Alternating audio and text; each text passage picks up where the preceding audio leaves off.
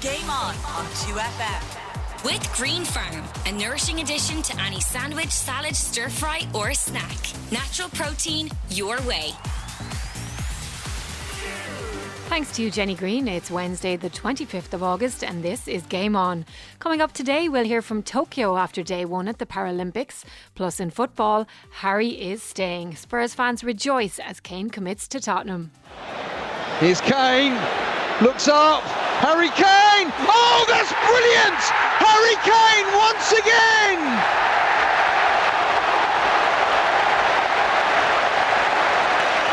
Absolutely majestic from Harry Kane.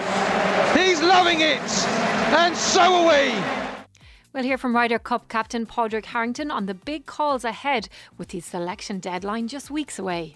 You could look at this as being a natural progression. You move on from player to vice captain to captain, but I have to be a part of that team and ensure that I find an edge to make the team perform to the best of their abilities, get the most out of them and hopefully get a win.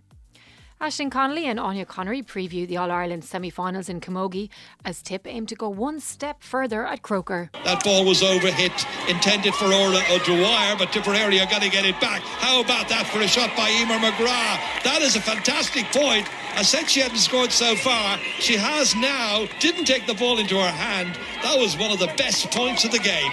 Plus Irish cricket captain Andrew Balbirnie on his side's upcoming challenges. And if you want to get in touch, you can do so by texting us on 51552 or tweet at GameOn2FM. Game on 2FM.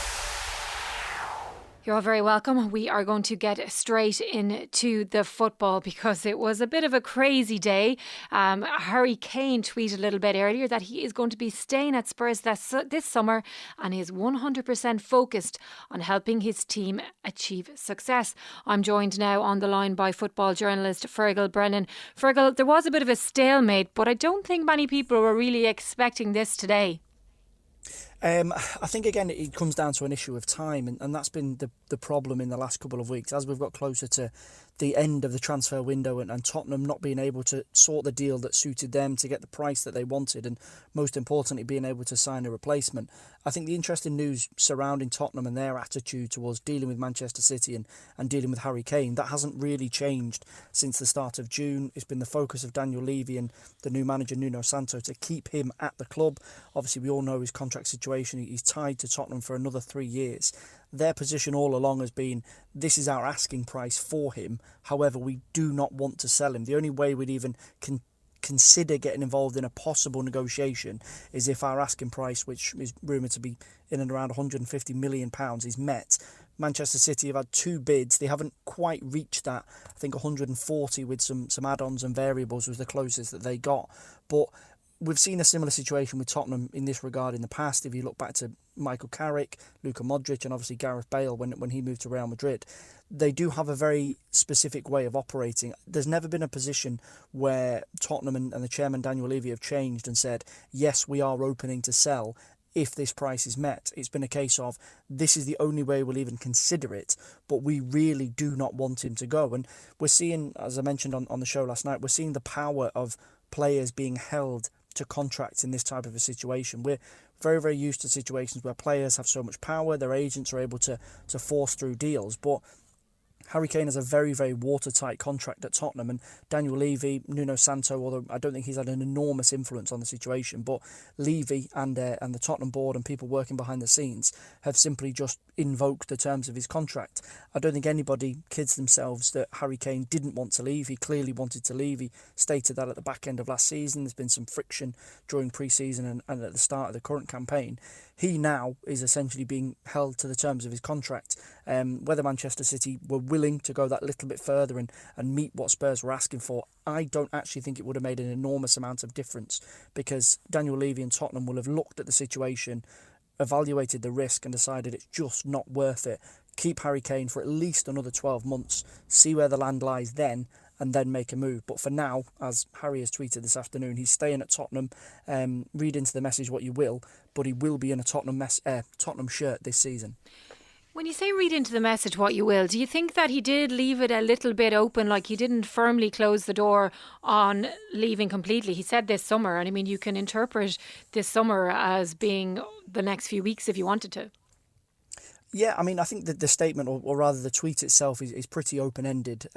He essentially can't really say anything other than, yes, I'm staying and I'm committed, because he's obviously not going to come out and say that he's not committed. Nobody's under any illusion that he wanted to leave, that he wanted to go, and he wanted to go to Manchester City.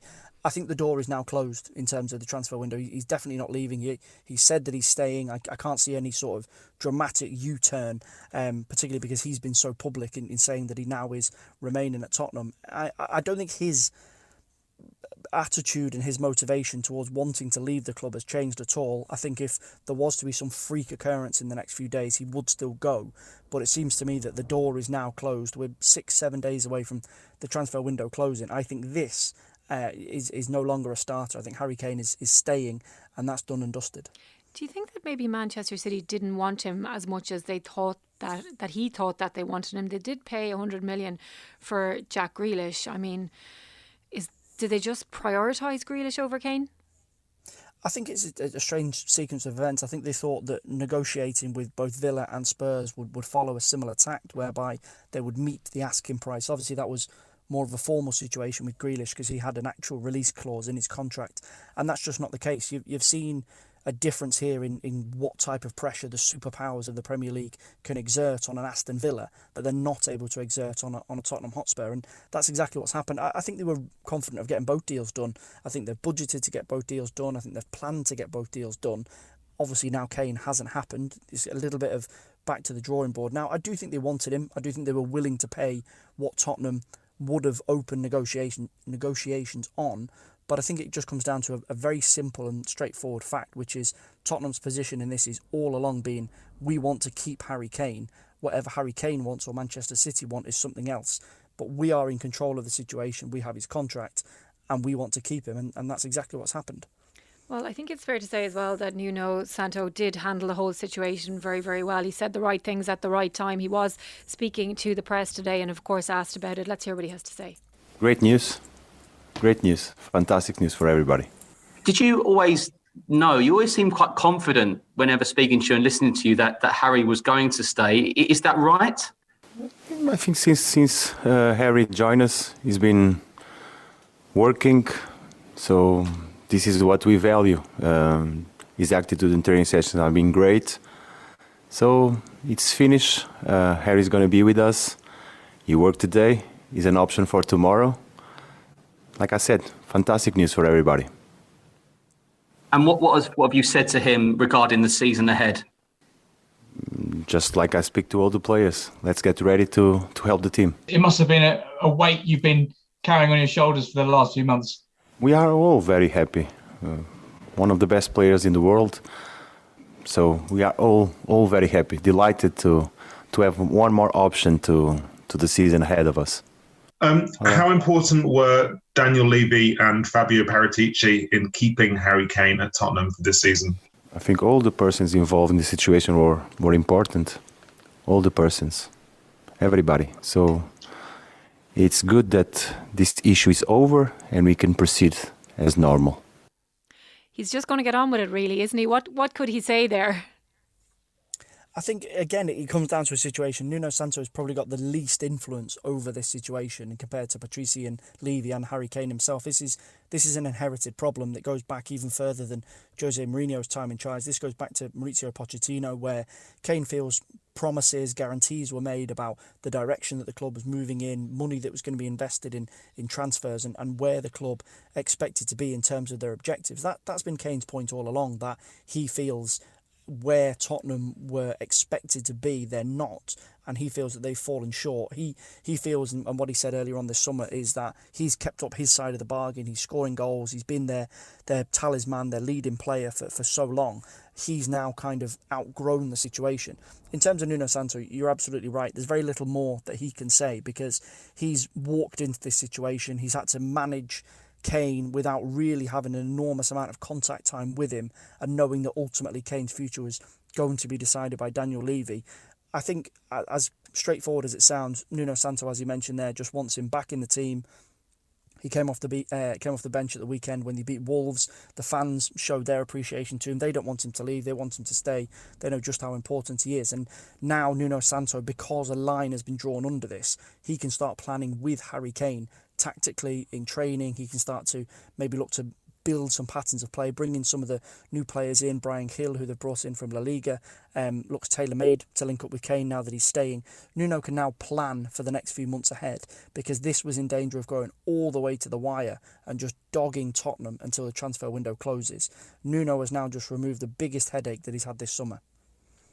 Right, well, we'll have to remind Alan Cawley on Friday, Fergal, when we're back on all together, that he got his first prediction of the season wrong. Harry Kane is staying with Spurs. I think a few times Alan Cawley said that there's no way in hell he'd be staying with Spurs this season. So Paul in Sligo has kindly reminded us of that. Right, let's move on to Kylian Mbappe. We spoke a little bit about him last night, Fergal, and after we got on air, Real Madrid reportedly made a huge €160 million bid for him. Then Paris Saint-Germain came out and turned down that bid, and their sporting director Leonardo feels that Real Madrid aren't being very serious with what they're at the moment. It's turning into a bit of a saga.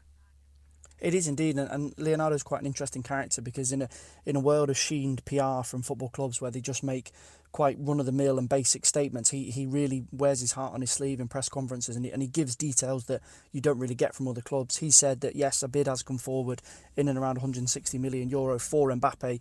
Their position is that they don't want him to leave, and one of the interesting things is based on the language that is used. He said all along that Kylian Mbappe has always maintained he won't leave PSG for free. So obviously that would infer that next season, when his contract runs out, he would be a free transfer. So that leads to the idea that he is going to leave during this window.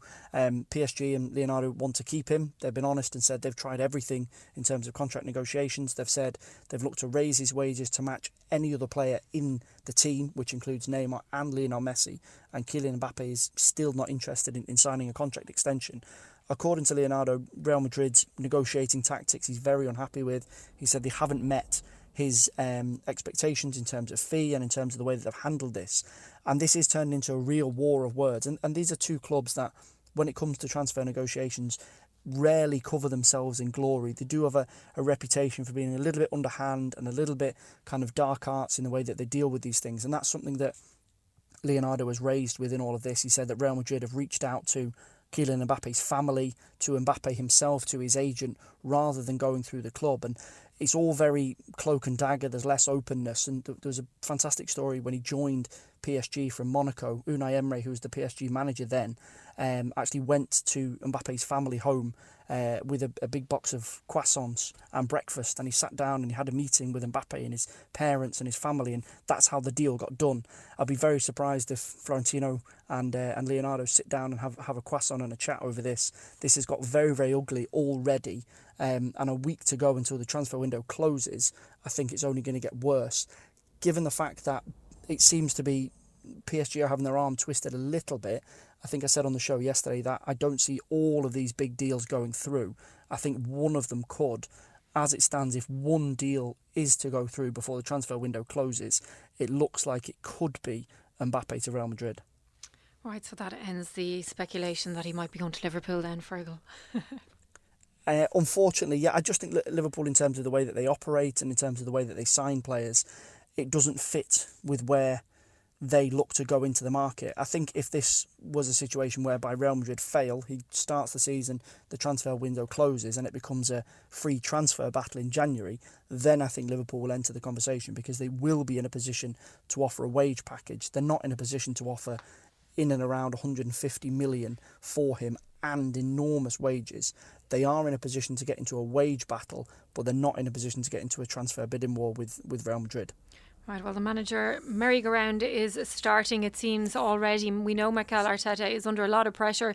It's probably been compounded by all the reports today that Antonio Conte is being lined up to approach him if he cannot turn things around pretty rapid. Yeah, we've obviously mentioned this since the start of the season in terms of Arteta. They've got a League Cup game against West Brom tonight, which it looks like a little bit of an acid test. If they were to suffer a bad result and get knocked out, that would be a big embarrassment for them. He is under a massive amount of pressure. He has spent a lot of money, and I think if you were to speak to Arsenal fans about the situation with the transfers, he's brought all these players in without a great amount of excitement. No one's really kind of galvanised the team in terms of a new arrival. He has had a tough run at the start of the season, and obviously Manchester City this weekend before the September international break. I think if results continue in this direction, I think end of October, start of November, Arteta is in real danger of being sacked if results haven't improved significantly. But I would say the board are willing to kind of write off these first few games, get through the international break. Chelsea and Man City are, done and dusted and away with. The run of games eases slightly after the international break. That's where we'll see what happens with Mikel Arteta. If he can come through September with a positive set of results and start bedding some of these players in, then I think he gets an extended stay of execution. If he doesn't, I think October, November time, we could be in a real position where Mikel Arteta could be in danger of the sack. Now, you mentioned the September international break, which is looming. And a little bit earlier, FIFA President Gianni Infantino wrote to UK Prime Minister Boris Johnson to ask support to convince the Premier League clubs to release players for the World Cup qualifiers in red list countries. I really find it hard to see that happening, though. Yeah, I agree. This is a story that's broken in the last 48 hours or so, where Premier League clubs have essentially got authorisation to not release players who would be going on international duty to countries that are currently on the red list in terms of the UK entrance with regards to COVID-19, and particularly South America and Africa. There's a lot of countries that would be involved in that sort of a situation.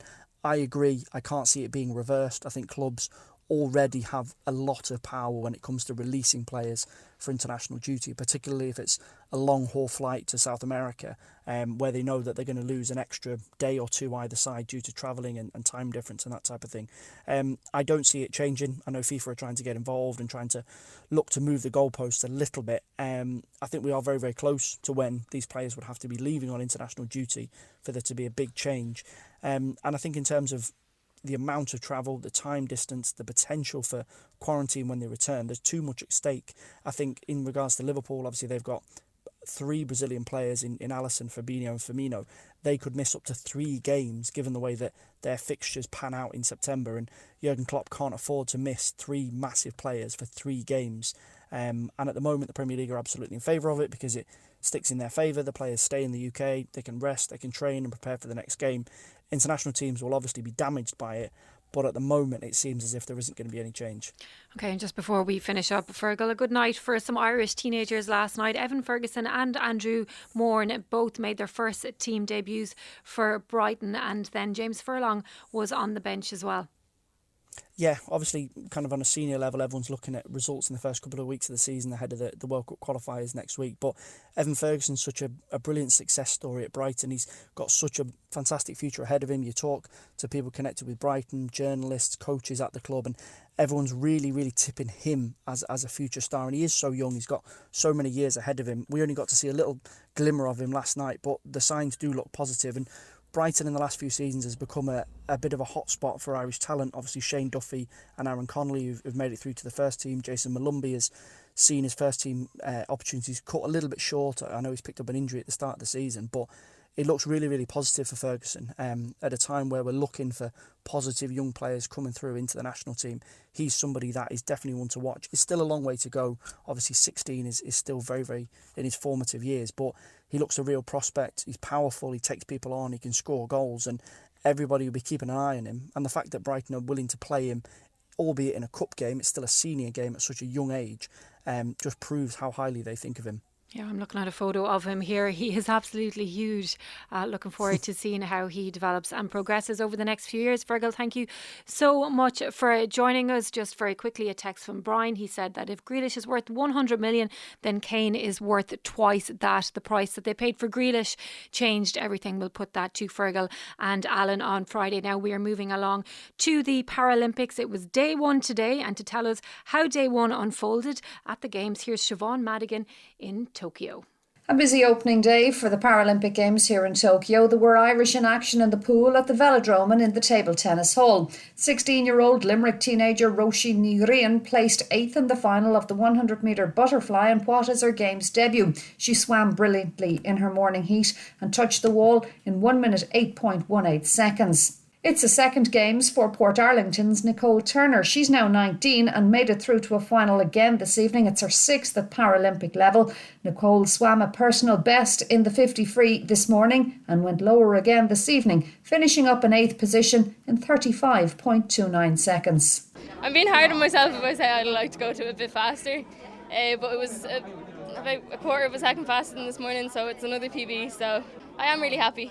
Especially this year, 50 free has been going back to Europeans, and I'm a European bronze medalist and I've qualified 8th for a final there. So it is a really competitive race, and to be honest, from this morning the aim was to just get in the final and to swim the final and come out with a PB. I'm really happy with that.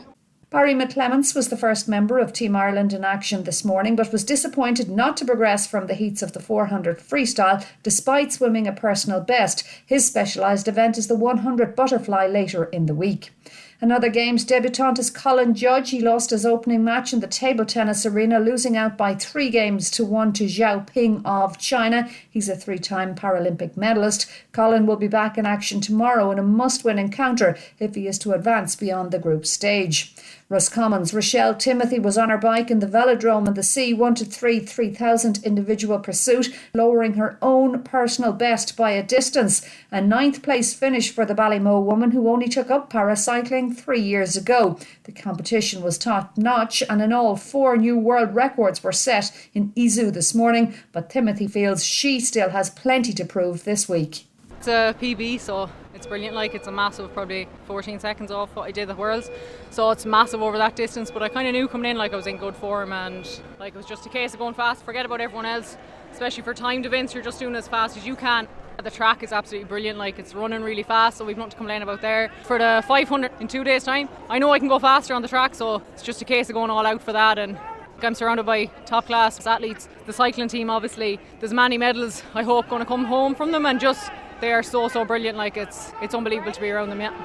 And 29 years after first topping the podium at the Paralympics, the Britain's Sarah Storey is still at it as she closes in on history. She looks on course to become Team GB's most successful Paralympian, having won her 15th gold medal, her 26th overall, by retaining her individual pursuit title in Izu earlier today. Game on 2FM. With Green Farm, have your dinner ready in a flash with Green Farm's new high-protein cooked chicken breast fillets. Available in selected stores nationwide. Game on 2FM. Now, welcome back. Since we spoke to Siobhan in Tokyo, Colin Judge has actually most likely going to progress to the next stage. The Brazilian that he was due to play has been disqualified, so we are just waiting for official confirmation on that. Now, let's turn our attention to golf. Earlier today, Greg Allen caught up with Ryder Cup captain Padraig Harrington with the deferred action at Whistling Straits just weeks away. Harrington told Greg Allen about what awaits him. Game on, go! Padraig Harrington, Ryder Cup captain for nearly 3 years at this stage. This is the point where it's wildcard pick sort of territory that everybody is talking about. With less than 3 weeks to go, how settled in your mind are you about those wildcard picks? I'm pretty settled today, absolutely. It'd be, I think, an easy job to do it today, but 3 weeks to go is a long time.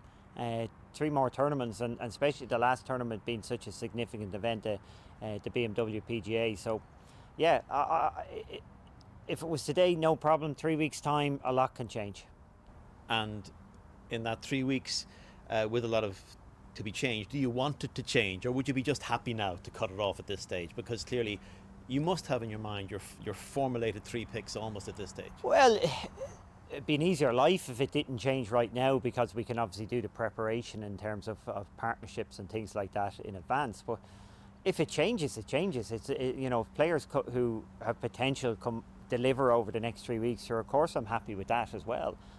You always want current form. You always want to see players who are performing and feeling good about their game. So it's up to those players to play well and impress, and that's why the picking date, the last date of selection is so late, because it just gives people opportunity.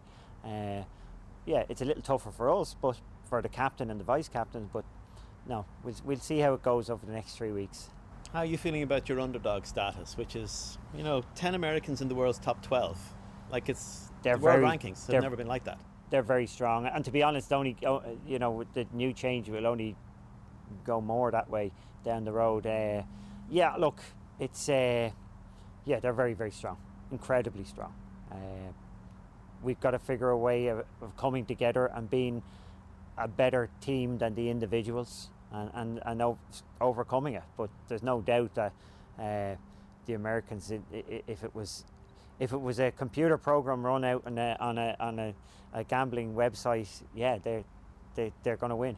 Yeah, but it's never like that. No, hopefully it's not, and it definitely isn't. There is such a big part of the team confidence. The collective can be more confident than the individual, and that's what we have to strive for in Europe. We always have strived for that. We have to work really hard, much harder, I suppose, than other teams, like just bringing ourselves together and making the group believe more in themselves, which they tend to do in Europe, have a common cause, a little chip on their shoulder, a point to prove. There's many little ways of motivating it. And plus, it is a team format, so each of the first 2 days, first 4 sessions, basically 4 players have to be rested. And that's difficult. That means that, you have to manage the emotions of those players who are not playing, and get the most out of the players who are playing. You don't want to overplay people.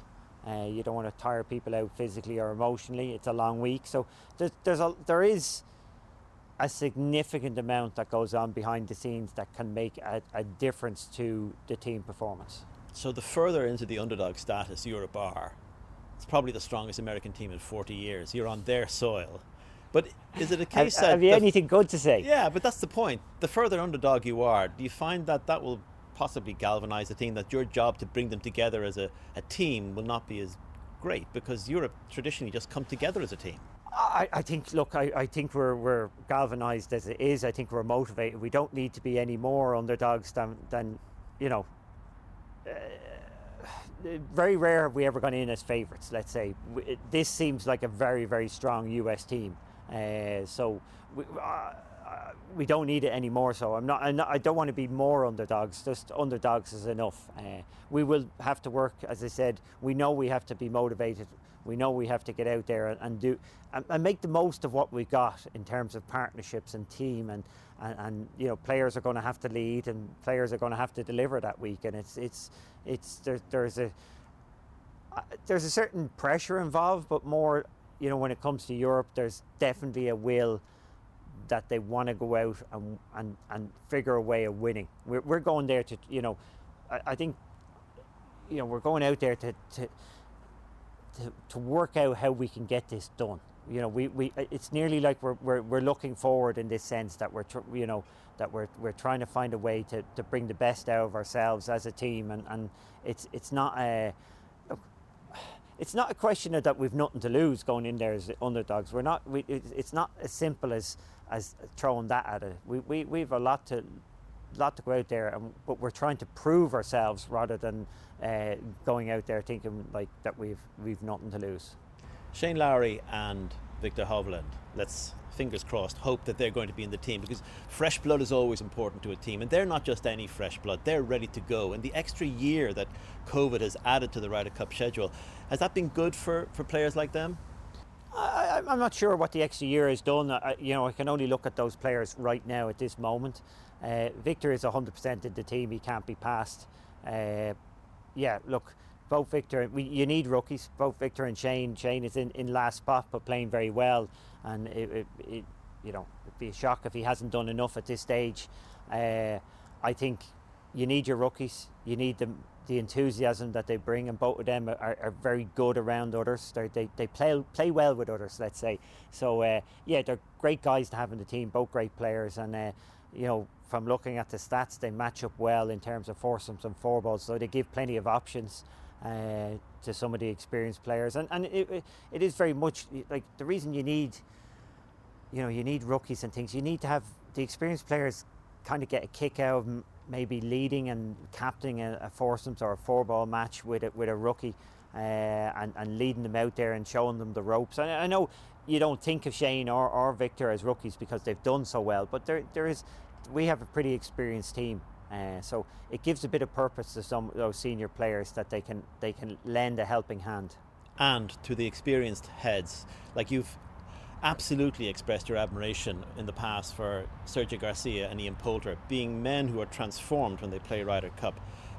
It looks like if you did pick them as wildcards, you'll have to reach over players who are in the rankings ahead of them. Is that something that you're prepared to do? You've almost nailed your colours to the mast that you want them on the team. Well, if you were going, that's the whole idea, having picks. If you wanted to pick the 10th, 11th and 12th player, if you're always going to pick the next guys in the sequence, sure, you'd just go off, you'd have no picks. The idea of picks is to pick people who are complementary to the 9 guys who've qualified. So we know what those guys who are in the team are going to be like, and we're trying to pick 2-3 players that will add to that will benefit those players in terms of foursomes, 4-balls, in terms of leading on the golf course, in terms of leading in the locker room. And both Poulter and Sergio have delivered so many times in that respect, in terms of helping to motivate a team and lead both on the course and off the golf course. They bring so much more to a team than they do individually week in, week out. Both of them have proved themselves enormously when it comes to Ryder Cup, and it would be incredibly hard not to see them there. But hey, as I said, the picks happen in a few weeks' time, and I don't know what's going to happen in the next 3 weeks. As I said, it would be easy today, and right now, standing here, it would be you wouldn't see you couldn't see yourself being there without them. No doubt about it, but 3 weeks' time is a long time in golf. Game on, golf. Now, Padraig Harrington will be naming his Ryder Cup team after the BMW PGA Championship, which concludes at Wentworth on September 12th. And you can listen to the rest of that interview in full on the Game On 2FM podcast feed. We're going to take a very quick break, and then it's time for Camogie. 2FM. Game On 2FM. With Green Farm. Fuel your day with Green Farm's new high-protein cooked chicken breast fillets. 100% natural and packed with flavour. Game on 2FM. Welcome back. Now we are going to talk camogie. We're very much at the business end of the championship. We have our semi-final pairings. I'm delighted to say now that Aisling Connolly and Owen Connery are with me to look back at the quarterfinals and look ahead to the semi-finals. Anya, just to you first, before we do get into the action. It is brilliant to have these camogie games on television, but it's not great when you're looking at it and the crowds are so small. Yeah, we have a responsibility now to fill the stadium on Sunday. Like, it's up to the camogie community to, past players, current players, young girls, everyone to fill the stadium, because that's what the players deserve, and we need to have that atmosphere for the girls. But also, it's so important that we do bring younger players to those occasions to give them role models and really propel camogie into a really popular sport in Ireland. Aisling, it becomes a little bit more focused even when we're looking at what's going on with the ladies football today. Now, I know it's a bad situation because there are thousands of people trying to get tickets for the All-Ireland final and they can't get into the queue in Ticketmaster. I think they might have sorted it out now, but I think the positive from that is that there is a huge demand for the tickets for the ladies football final, but it just doesn't seem to be the same case for camogie, whatever the reason is. And I think everybody will agree that that needs to shift. There needs to be some sort of a movement like there was with the women's football a few years back when they started getting record crowds in Croke Park. They've shown that you can do it, and now camogie, the Camogie Association and camogie people and sports people do need to get behind them.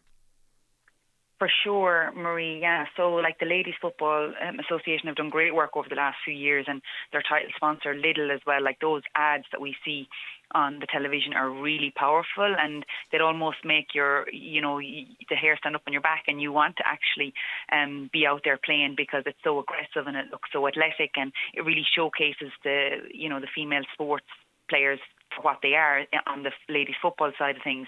And as you said, record crowds. I think it's 2 years ago the ladies football final had the highest attendance for any female sport across Europe, up at 58,000 from memory. And yeah, you're right, it just doesn't seem to be there from the Camogie Association, so it absolutely poses a huge opportunity for the association to kind of get behind it, and to look at what can be done and avenues that they can take to put more bums on seats, basically take learnings from different codes of sports, take learnings from the ladies football, and as Anya said, it is great to get past players, former players, current players, girls, but also boys, like if mothers or fathers are bringing their girls, bring their sons too, because I sat down and I was watching the league final this year, and with at home in Galway actually, and I was between Galway and Kilkenny, and I was watching it with my 12-year-old nephew, who himself plays sports and would turn his nose up at ladies sports, and he couldn't get over the skill of the game. He's like, oh my God, I never knew Camogie was so good. I was watching with my brother-in-law and my dad as well, and they couldn't get over the what they were experiencing, the tenacity and the work rate and the skill level of the girls. So if you expose people to it, they see how skillful the players are and the game is, but it's just a matter of how do we expose more people who aren't the diehards and the families of the players, etc. So that is the crux of it, and I guess that is the challenge. How do we expose new people to the game so that then they become to enjoy it and become followers thereafter? Yeah, it's all about the eyeballs, and also getting a very good new title sponsor, which hopefully will come for next season. Right, well, we did get to see the defending All-Ireland champions in action on the TV, Anya, and I think, they did put in a really impressive performance, but a lot of the same questions, I think, still remain. And I think when you look at the third quarter especially, and what Wexford were able to do, you just wonder, are they able to perform consistently for 60 minutes? That has been the question, throughout the league and the championship. But I do feel they did have that dip against Wexford in the quarter-final, but they needed that challenge. I think by playing the quarter-final, that will stand to Kilkenny. I think they've been asked questions, they answer them, and I think Cork will do that of them at the weekend. So therefore, I think by having that quarter-final, it's going to give them the extra confidence to go ahead and hopefully beat Cork. Were you surprised as everybody else to see Anne Dalton's name on the programme when it came out on Saturday? Well, Anne Dalton is a clubmate of mine. So yeah, it was unusual, but it came from the fact that Emma Kavanagh was injured. She was unable to play out the rest of the season, and the Kilkenny Intermediates are in the All-Ireland semi-final themselves on Saturday. But Anne Dalton, I know we all know her as an outstanding outfield player, but from seeing her defend penalties throughout the years, there is nothing that she cannot do. She is extremely talented. She's also brilliant if she does get called up into that spot. If Aoife Norris can't play, she will be able to dictate the back and communicate. Her experience will follow through on communication and even leadership within the dressing room. Yeah, she has everything. And in fairness, somebody like Anne can take a little bit out of the game and she will not lose any of that. Aisling, look, Tip and Waterford. I think Waterford, they did put up a really good challenge, but it just felt like Tipperary were moving through the gears a little bit like they have been doing this whole league and championship. They're improving incrementally every single game. They're figuring out their best starting 15. They're getting everyone firing on all cylinders, and you can see it with their different units, how much they've improved from the start of the league to where they're at now. I know everybody's talking about how they haven't been in an All-Ireland final for quite some time, but looking at them now, they seem to have everything that they would need to get there. So yeah, I'd agree with you there. They just kind of seemed to in the quarter final against Waterford. It was tit for tat for the first half, and they were only a point up. But then they pulled away in the second half and ended up winning by 6 points. So Tip are, this is their fourth year in a row going into the semi-finals, and I think what their strength is from this year versus last year is the strength and depth of their panel. Like Caughtavan, we all know her as the formidable player that she has been for Tip and is for Tip, and there's been a complete reliance on her down to the years, you know, to call a spade. But this year they have brought on fresh talent, and they've brought on, you know, people who can really take their scores. You know, like Roisin Howard excelled in the quarter-final, along with Clodagh McIntyre. Like they have space, they have pace to burn up there in the full forward line. Emma McGrath in the second half got a wonder point, and then you've the likes of Karen Kennedy in the backs, like, you know, orchestrating and conducting it from, you know, the backs, essentially. So yeah, I think like it's the monkey on the back now. They want to progress to the finals. They've been in the semi-finals for the last 4 years in a row, but they're going to have a lot to do against Galway this Sunday if they are to progress.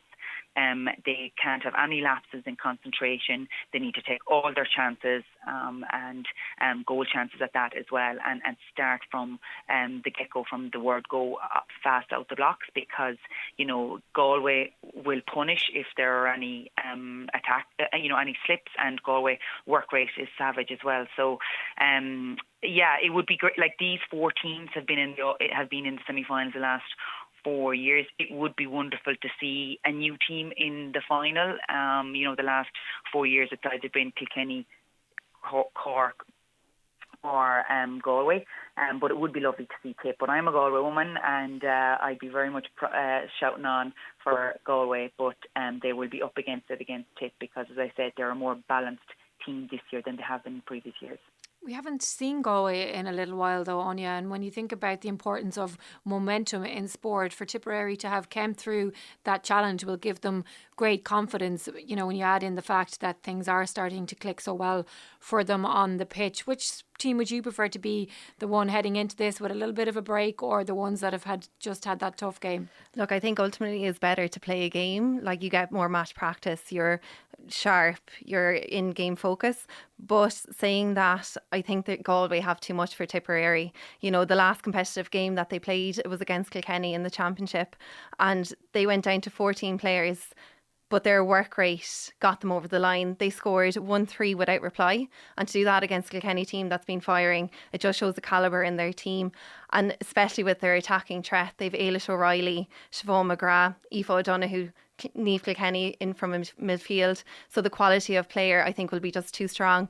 The Tip backs will have a great challenge on Sunday.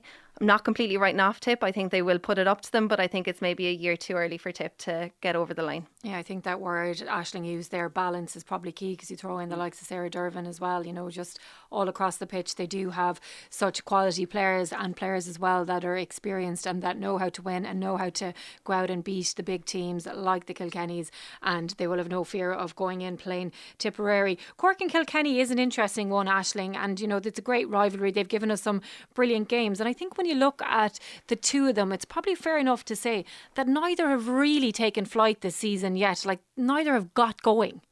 No, and well, I suppose this is, as you said, now this is the bit at the start. This is the business end of the championship, and, you know, they haven't really excelled in the, you know, the championship games, but that's what good teams can do. You know, they can wait until, you know, the big day games, and then they can really get going. I think it's going to be very interesting game, to be honest, because we haven't heard much from Cork this year. They've lost Gemma O'Connor. She's retired, so she's a big loss. They've been last. The last time they were in the final was 2018, so they're going to be hungry. They want to get back to a final, and they've really brought on a few new players this year, like Tip. So the like of Fiona Keating and Saoirse McCarthy, Ellen Murphy. These girls coming up from like the minor ranks over the years have really, you know, they've kind of stood up to the challenge, and they're really adding to the more senior players like the Katrina Mackeys, the Amy O'Connors, the Orla Cronins, Aisling Thompsons, who've been around for a good few years. You know, they won the Munster final comfortably, beating Limerick like 420 to 2-9. So, you know, they haven't really been tested. But Gemma O'Connor is a big, huge loss. And Pamela Mackey is back. She was out at the start of the year, but she's after coming back, and she brings great stability to the backs. and they're going to need that against Kilkenny, especially now with the likes of Katie Power, who missed last year's championship due to a knee injury. You know, she's an all-star. She's an amazing, skillful player, a goal-getter. Really good to win area position. And with her coming back, that's an added boost to Kilkenny, along with, as Anya was saying earlier, and Dalton, her presence alone in the dressing room, is something special, because she is such an unbelievable player and a leader, as Eva alluded to. So yeah, it's going to be a cracking game between Cork and Kilkenny. Like, Kilkenny are coming in as defending league champions this year, All Ireland winning champions last year, and they seem to have they have one injury, Kellyanne Doyle, from the quarterfinals, but other than that, there's a lot going for them with Denise Gall, lording it all year and in the quarterfinals. Grace Walsh again, in midfield, and the addition of Katie Power. So it's going to be very interesting. And like the 4-week break now for Cork, because they got a bye, will be interesting to see if they're going to be slow off the mark, or because there'll be a bit of nerves and there'll be a bit of a few minutes to get into it. Whereas as Anya alluded at the start, Kilkenny have had Wexford last weekend, so yes, they bet them comfortably, but still, a match is a match, and you get there's nothing like a match, no matter how good a training session is. So it is going to be a very interesting game between the two of them. It feels, Anya, that if we get the questions answered, whether or not Kilkenny can consistently perform, or whether or not Cork have transitioned, I think if we get the answer to one of those questions, that could probably tell us who's going to win the game in the end. Yeah, that's the nail on the head. Kilkenny have been big game performers in the last few months. They won the All-Ireland, they won the league final despite not playing for the full 60 minutes. But I think if you look at the quality of players that they have, they will rise to the occasion. Like Denise Gall and Miriam Walsh, they've long range frees, but also we've a threat on the inside with Aoife Doyle, like the goals she scored in the league final against Galway, her turn of pace, same thing again against Wexford. So I think as long as Kilkenny are clinical, like in the last 5 minutes against Wexford, they treed wides, dropped one short into the keeper. They can't afford to do that against Cork. So if they can tighten up that little area, I think Kilkenny will have the win. Okay, well, we will find out soon enough. Aisling and Anya, thank you so much for joining us. It's time for a quick break, and then we're back with Andy Balbirnie talking cricket. 2 FM. Game on 2FM with Green Farm. Green Farm's new cooked chicken breast fillets are 100% natural and packed with protein. Available in selected stores nationwide. Game on 2FM. Welcome back. Now I am delighted to say that I am joined on the line by Ireland cricket captain Andrew Balbirnie ahead of Ireland's upcoming T20 ODI series against Zimbabwe. Andrew, every time I'm talking to you, you seem to usually be jetting off, but this is a home international series starting very, very shortly. How are things with you? Yeah, hi Marie, good to chat to you again. Things are going pretty well.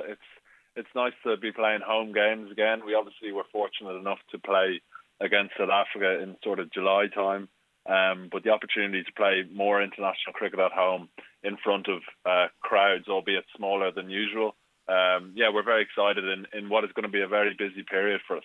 Yeah, it really is. So you're going to have to head off again, actually not too far in the future, in October to the UAE for the ICC T20 World Cup. So I guess anything that you can do in terms of performing consistently will all work towards building momentum heading into that.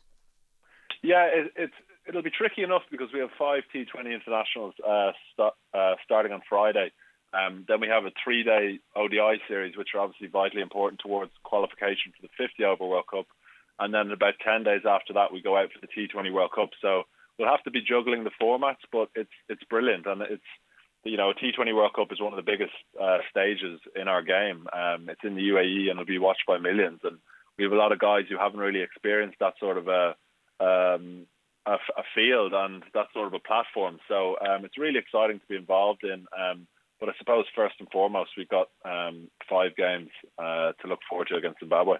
So what are you hoping to get out of them? I think for the 5 games, we've obviously got 16 guys here, and we want to make sure that we give everyone a good opportunity to prove their worth for the T20 World Cup. And we want to make sure that by the time the squad of 15 is being selected for that World Cup is that everyone has had a chance to put their name in the hat. So you want to win a series, of course, but I think qualification for the next phase of the World Cup is what's really important in T20 cricket for us as a team. I know that over the last while there has been a lot going on for you guys, but there's been some highs and lows. I know that you were disappointed with the Netherlands, and then you obviously had that brilliant win over South Africa to take the lead in that series. Is it consistency that you need now, Andy? Yeah, it is. We, like you said, we've had a pretty mixed year. It didn't start too well in the UAE against Afghanistan, and we struggled in Holland. But then that win in South Africa just kind of showed again that when we do put things right and we do play some pretty good cricket, we can beat any team. And I think that was the first time that there was a lot of belief in the squad. And I think looking around the change room that, we beat England last year, but there was a lot of people saying, is that just a once-off? So to actually do it again against a really top nation showed that the whole group contributed in the win, and it showed that we can compete against the best. And when you're going to World Cups and you're playing against the top teams regularly, that belief is as important, in my opinion, as the skill set itself. And you mentioned there as well, just trying to juggle the different formats. Is that a difficult thing to do, or is it just part of the job now? It's part of the job, but it's a difficult part of the job. We don't play much Test cricket, if any. So it's mainly T20 cricket and 50-over cricket.